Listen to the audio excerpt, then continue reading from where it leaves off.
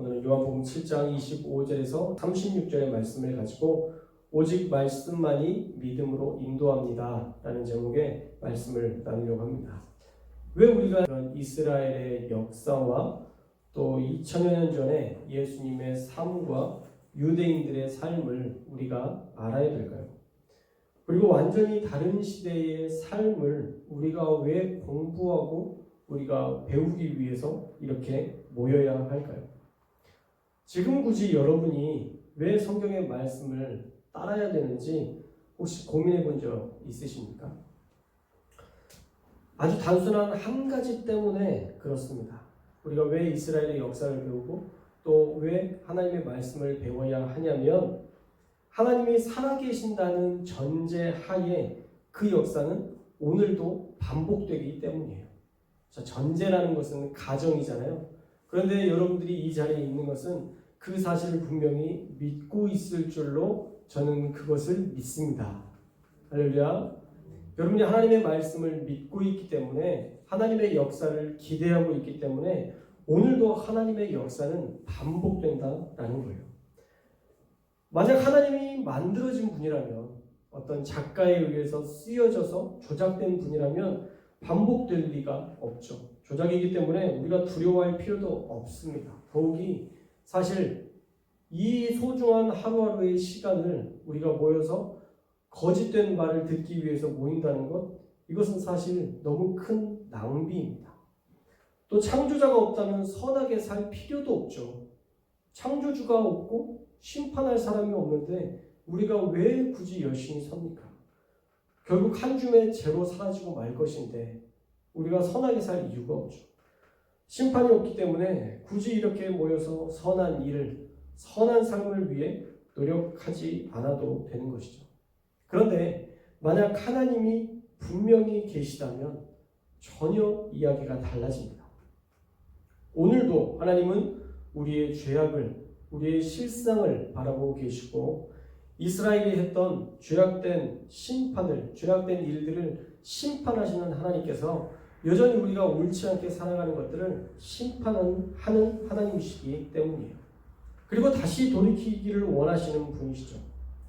어쩌면 다시 돌이키기를 원하는 마음속으로만 원하는 분이 아니라 다양한 방법으로 깨닫게 하심으로 우리를 돌아오게 하시기 위해서 부단히 애쓰시는 하나님이라는 것을 우리가 기억하고 우리는 빨리 우리의 잘못된 삶에서 돌이켜서 죄악과 불의에서 돌이켜서 하나님이 원하시는 삶의 자리로 나아가야 되는 것입니다.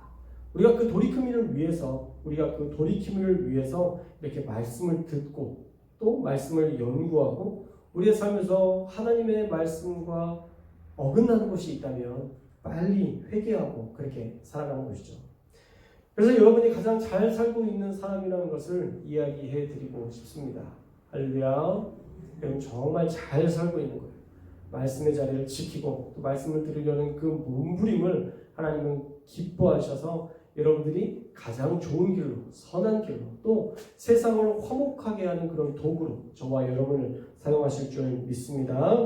그래서 오늘은 하나님의 말씀을 우리가 더 깊이 있게 또 자세히 우리가 듣고자 하는 그런 마음을 가지고 우리가 말씀을 시작했으면 좋겠어요. 요한복음 7장에서는요. 예수님과 유대인들의 논쟁이 계속 벌어지고 있습니다. 지난주에 우리가 살펴봤던 것처럼 24절에서 제발 외모로 겉모양으로 판단하지 말고 눈에 보이는 대로 판단하지 말고 오직 공의로 하나님의 말씀을 근거로 한 하나님의 뜻대로 판단해라 라는 것을 우리가 살펴봤습니다. 그리고 이제 25절에도 계속 이어지는 상황인데 예루살렘에 사는 한 사람이 예수님이 성전에서 가르치는 것을 보면서 저 사람은 유대 종교 지도자들이 죽이려는 예수가 아니냐라고 예수님을 알아보고 있는 거예요. 그러면서 그 마음에 이런 생각을 했겠죠. 분명 유대 종교 지도자들이 뭐라고 했어요? 예수님을 향해서 귀신 들렸도다 라고 얘기도 했고 또 바알세불의 힘을 가지고 그가 고친다 라고까지 이야기를 했었죠. 그러니까 이 예루살렘에 사는 이 한 사람은 그런 생각을 했을 거예요. 아니 귀신 들렸다고 하는 예수가 어떻게 성전에서 저렇게 드러나게 가르칠 수 있냐. 아무도 그런데 나서서 막는 자가 없다.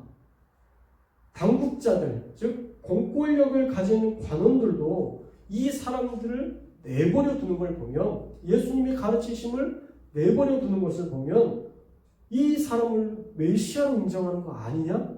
라고 의구심을 가지면서 마음에 탄식하고 있는 거예요.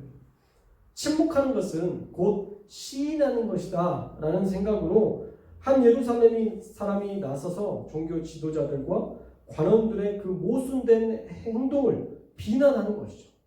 분명 유대 종교 지도자들은 예수님에 대해서 옳지 않다라고 얘기하지만 성전에서 가르치는 것에 대해서 아무 말도 하지 않으니까 그 모순된 행동을 비난하는 거예요.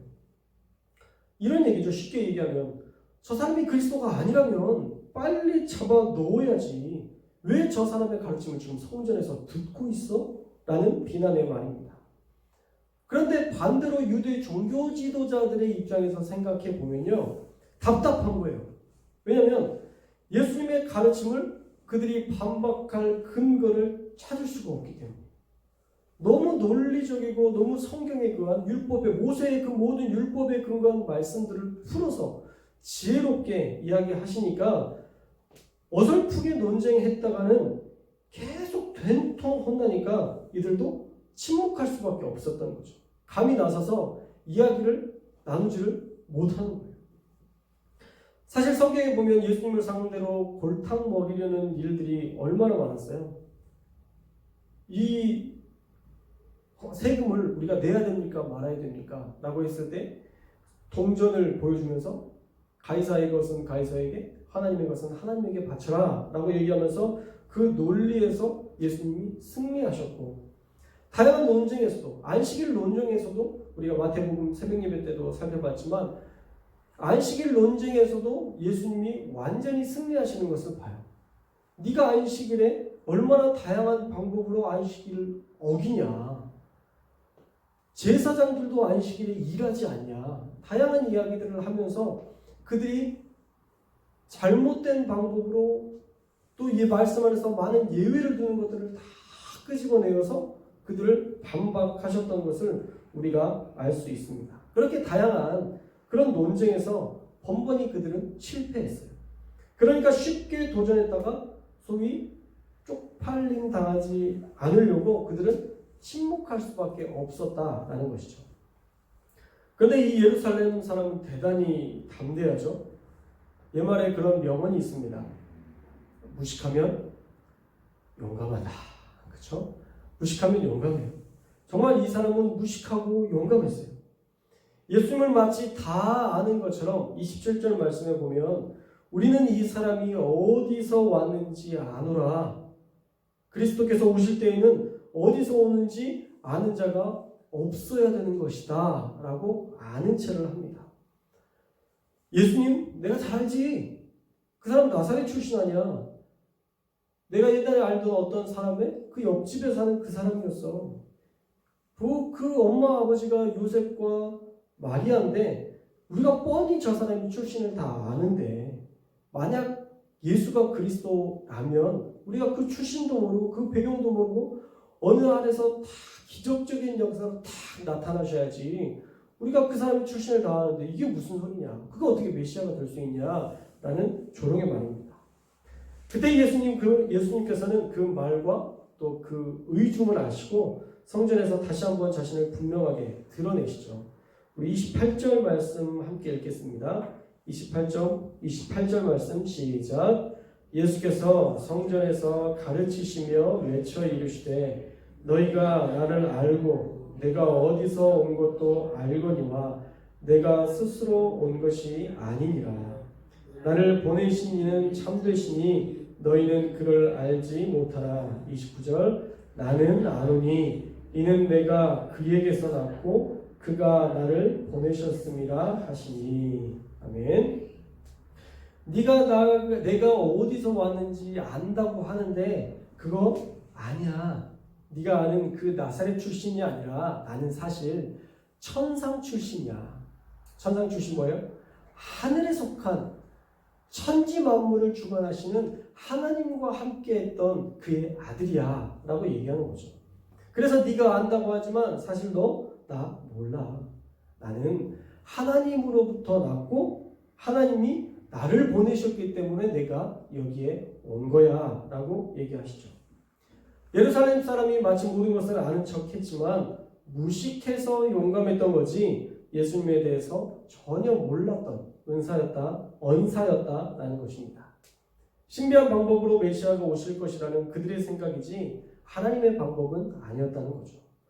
결국 하나님의 생각을 전혀 모르는 영적 무지랭이일 뿐임을 예수님께서 지적하셨던 것입니다. 이렇게 늘 논쟁이 벌어지면요, 하나님의 지혜로 예수님은 논지를 펴셔서 주님의 말씀을 이길 수가 없었습니다. 그래서 예수님을 잡으려는 자들이 없었죠. 그런데 이제는 더 없습니다. 이 무리의 수군거림도 아시고 또 그들에 대해서 모든 것을 아시고 말씀하시니까 이 무리들조차도 속삭거리면 안 되겠네. 내가 속닥거리는 것까지 예수님은 다 하셔 라고 생각을 했을 것입니다. 더더욱이 예수님을 잡지 않았던 이유 중에 하나는 십자가를 지셔야 될 시기가 지금 7장 말씀에서 6개월 정도 이제 남아있는 시기였어요. 6개월 정도의 기간이 남아있기 때문에 예수님을 잡으려는 자들은 아직은 없었다. 또 때가 이르지 않았다 라고 성경은 말씀하고 있죠. 그때의 종교 지도자들과 또 예루살렘 사람의 고백과는 전혀 다른 어떤 무리들의 믿음이 생기기 시작해요. 갑자기 생긴 건 아니었을 것이고요. 계속적으로 예수님을 믿는 무리들이 많아졌고 그 무리들의 고백이 깊어졌을 거예요. 예전에는 메시아가 이 땅에 오신다고 하더라 라는 말씀, 그리고 세례 요한을 통해서 나보다 내 뒤에 오시는 이는 훨씬 더 크신 분이고 그가 바로 그리스도다 라고 얘기하는 그런 이야기들을 들었겠죠. 그런데 이제 2년 넘게 사역을 하시면서 예수님의 능력을 본 거예요. 기적의 역사들을 본 거예요. 그러니까 그들의 믿음이 이제는 들은 믿음이 아니라 뭐예요? 체험한 믿음으로 바뀐 거죠. 그러니까 그들이 이제 예수님에 대해서 온전하게 고백할 수 있는 거예요. 31절 말씀에 보면 그들은 믿었다라고 얘기하면서 이어서 그리스도께서 이미 우리 가운데 오셨다라는 것들을 신뢰하지만 만약 그리스도께서 또 다른 사람들을 보내서 또 다른 그리스도를 우리에게 보낸다 할지라도 그 행하실 표적이 예수님보다 더 많이 행할 수 있겠냐라는 물음이에요. 그러니까 쉽게 얘기하면 예수님이 메시아일 수밖에 없다는 이야기죠. 예수님이 메시아니까 이런 많은 일들을 행하신 거고 혹시 또 다른 메시아를 보내주신다고 한들 이런 엄청난 기적과 이사를 또 보여주실 수 있겠느냐라는 의문인 거예요. 예수님이 지금 행하신 표적만으로도 그리스도의 표적으로는 충분하다. 만약 다른 분, 또 다른 그리스도가 온다고 해도 이분처럼 많은 표적을 보여줄 수는 없을 것이다 라고 얘기하면서 너희들이 말하는 것처럼 이 사람이 그리스도가 아니라고 얘기하지만 우리는 이분이 그리스도라고 확신한다 라는 무리들의 믿음이 있는 것이죠. 그 이야기를 들었던 대제사장과 바리새인들이 32절 앞부분에 보면 예수에 대하여 무리들이 낮은 목소리로 이야기하는 것이 더욱 커지게 되었다라고 얘기해요. 수군거리는 것, 무리가 수군거리는 것이라는 말을 새롭게 번역하면 직역하면 예수에 대하여 무리들이 낮은 목소리로 이야기하는 것이 더욱 커지고 있음을 들었다라는 거예요. 그러니까 처음에는 윤건중 권사님이랑 전한기 장로님이랑 이렇게 얘기해요. 예수님이 메시아인 것 같아. 그냥 한두 사람이 메시아인 것 같아. 저번에 우리 옆집에 있는 누구도 낫게 했어. 막 이렇게 하나씩 퍼지더니 나중에는 무리들 전체가 예수님에 대해서 그분이 메시아야. 그분이 아니면 다른 분이 메시아일 수 없어. 라고 그 하나님의 그 놀라운 이 땅 가운데 보내신 메시아를 높이고 노래하고 그분의 그 일하심을 기대하는 그런 목소리들이 점점 커졌다. 즉 믿는 자들이 점점점 많아졌다라는 것을 보여주고 있습니다. 물론 무리들은 대제사장들과 유대의 종교 지도자들의 눈치를 보느라 메시아에 대해서 소리내서 그분이 메시아시다 라고 말할 수는 없었지만 점점 예수님에 대한 무리들의 믿음이 곳곳으로 퍼져나가고 있는 것을 우리가 알 수 있습니다. 사실 종교 지도자들만 배척하고 있지 군중들은 예수님을 믿고 있었고 예수님의 표적으로 말미암아 예수님을 그리스도로 메시아로 인정하는 목소리들이 점점 커지고 있음을 오늘 말씀을 통해서 우리가 살펴볼 수 있습니다. 그래서 이제 대제사장들과 바리새인들이 예수님을 잡기 위해서 가만히 있으면 점점 예수님의 세력이 커질 것 같으니까 이 사람들이 아랫사람들을 보냅니다. 당국자들이겠죠. 그때 예수님은 33절에 내가 너희와 함께 조금 있다가 나를 보내신 이에게로 돌아가겠노라. 너희가 나를 찾아도 만나지 못할 터이요 나 있는 곳에 오지도 못하리라 라고 얘기하시죠. 이 이야기는 아까 나눴던 것처럼 예수님이 이제 사역하실 날이 몇 개월 남았다고 했죠? 아까? 6개월 남았다고 했죠. 예수님이 십자가에 못 박히실 그 날이 이제 6개월밖에 남지 않았기 때문에 6개월 이후에는 하나님의 맡겨주신 모든 사역을 내가 다 마치고 내가 하늘로 올라갈 것이다 라는 의미죠. 하늘로 올라갈 것이니까 하늘로 올라가니까 너희가 나를 만날 수 있어요? 없어요? 못 만나는 거죠. 내가 하늘로 올라가니까 너희가 나를 만날 수 없다. 그리고 나 있는 곳에 너희가 올 수도 없을 것이다 라고 얘기해요. 하나님께서 계신 곳, 그 영화로운 하나님의 나라로 돌아갔기 때문에 너희들이 이 땅에서 나를 찾지 못할 것이다 라고 말씀한 것이죠. 그러나 유대인들과 대제사장들과 바리새인들의 하수인들은 머릿속으로만 생각하는 사람이니까 왜 우리가 못 만난다는 거지? 왜 우리가 못 본다는 거지? 예수가 이제 헬라인 중에 흩어져 사는 디아스포라에게 가서 가르치시려고 하나? 라고 생각합니다. 그러나 하나님의 뜻과 지혜는 그들이 이해할 수 없었을 것입니다. 그러면 우리에게 주시는 하나님의 은혜는 무엇이 있을까요? 우리가 안다고 하지만 모르는 게 더 많다는 것을 우리가 꼭 인정하고 우리가 말씀으로 좀 돌아가야 돼요. 유대 종교 지도자들은 예수님에 대해서 전혀 몰랐습니다. 어쩌면 알고 싶어 하지도 않았죠. 그리고 예루살렘 사람도 자기가 예수님의 태생을 알고 예수님은 절대 메시아일 리 없다라고 단언했습니다. 그리고 그리스도는 이 세상에 더 신비한 모습으로 올 것이다 라고 그가 마치 아는 것처럼 많은 사람들에게 선포하며 다녔지만 그건 역시도 영적 무지함이었다라는 것이죠.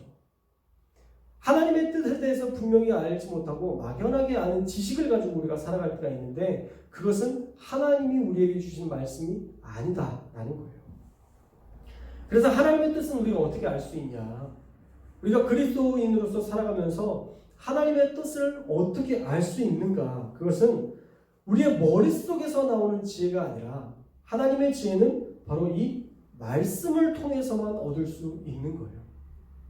우리가 아무리 머리를 써도 아무리 지혜를 짜내도 하나님의 지혜를 찾을 수가 없어요. 그러나 성경을 읽기 시작하고 성경을 신뢰하기 시작하고 말씀을 듣기 시작할 때에 하나님의 지혜가 우리에게 임하는 것을 보게 됩니다.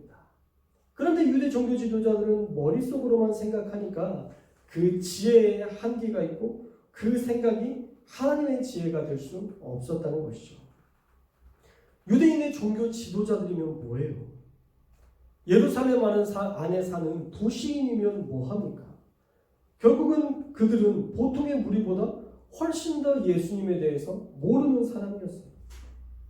예수님에 대해서 예언의 말씀을 그들이 조금만 더 연구하고 선지자들이 메시아에 대해 약속했던 그 약속의 말씀을 조금만 더 깊이 있게 묵상했더라면 분명히 알았을 텐데 어리석은 그들은 전혀 논리적으로 하나님을 알려고 하지도 않았고 논리적으로 설명할 수도 없었고 오히려 감정적으로는 예수님을 죽이려만 했던 그런 생각에 사로잡혀 있었다는 것입니다.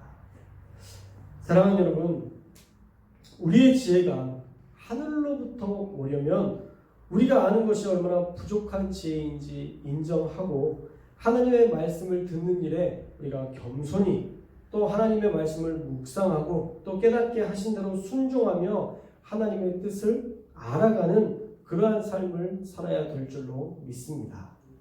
말씀을 우리가 피상적으로 대하지 않았으면 좋겠어요. 삭개오의 이야기, 그 이야기의 본문만 읽어도 이제 너무 많이 들었잖아요. 세보지 않았지만 아마 여러분들이 지금까지 그것들을 다 세봤다고 하면 10손가락도 부족할 거예요. 적어도 10번 이상은 아마 들었을 거예요. 피상적으로 알죠. 삭개오가 했던 그 행위, 예수님을 바라보고자 했던 그 행위, 우리가 막연히는 알아요. 그런데 나는 그렇게 예수님을 향한 갈망이 있느냐? 내가 정말 예수님을 보고 싶어서 그 뽕나무에 올라가는 그 열정들은 내가 언제 있었는가? 우리가 이것을 찾아내고 알아내고 우리가 그것을 내 삶에 적용해야 된다는 것이죠. 막연한 믿음이 아니었으면 좋겠어요. 그런 믿음으로는요, 우리가 하나님을 온전하게 신뢰하고 하나님을 따르기보다 오히려 하나님의 역사를 대적하는 그러한 삶을 살아갈 수도 있어요. 유대 종교 지도자들이 대표적인 예예요. 말씀을 그렇게 알았어도, 말씀을 그렇게 암송하고 말씀으로 사람을 가르치는 자로 그렇게 섰어도 그들이 예수 그리스도를 대적하는 것을 보면, 하나님의 일을 대적하는 것을 보면 우리 역시도 깨어있지 않으면 하나님을 대적하는 자리에 서서 마치 내가 하나님의 열심을 가지고 살아간다고 착각하며 살아갈 수도 있다는 거예요. 사랑하는 여러분, 저와 여러분이 하나님의 말씀 아래 온전히 세워질 수 있기를 주님의 이름으로 축원합니다. 눈앞에 있는 하나님을 알아보지 못했던 그런 유대 종교 지도자들의 어리석음을 우리가 범하지 않기를 바랍니다. 어쩌면 그 사람들은요, 말씀을 주의 깊게 듣지 않았기 때문에, 피상적으로만 알고 있었기 때문에, 그리고 그들의 영이 성령으로 깨어있지 않았기 때문에 그들은 예수 그리스도를 알아볼 수도 없었고 하나님이 기뻐하시는 일들을 감당하지도 못했을 것입니다. 그래서 저와 여러분이 늘 깨어있어야 돼요. 분별의 은혜를 달라고 기도하셔야 돼요. 말씀처럼 선한 것을 보면 지혜롭게 우리가 즉시로 실천하는 자가 되어야 되고, 악한 것을 보면 그것에 대해서 미련해져서 과감히 그 악으로부터 멀어지는 본질을 따르는 믿음의 삶을 살아갈 수 있기를 주님의 이름으로 축원합니다. 하나님의 말씀을 신뢰하고 순종하고 따를 때 예수님의 말씀을 이해하고 우리가 하나님의 역사를 위한 도구로 쓰임받게 될 줄로 믿습니다. 그래서 성경은요, 여호와를 힘써 알라 말씀하세요. 너희는 여호와를 힘써 알라. 적당히 알고 적당히 믿고 적당히 적용하는 게 아니라 힘써서 알고 힘써서 믿고 힘써서 하나님의 말씀대로 살려고 몸부림쳐라 라고 이야기하는 것입니다. 저는 수요일에 나오는 여러분들의 그 높은 수준이라면 하나님을 이미 깊이 알고 있고 또 그렇게 따를 줄로 믿습니다.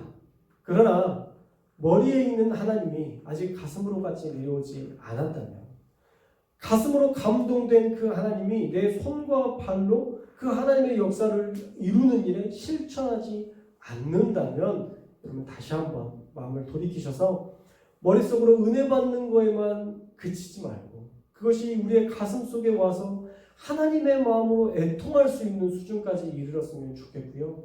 그 애통하는 마음으로 세상이 너무 잘 돌아가지 않아. 하나님이 원하시는 대로 돌아가지 않아.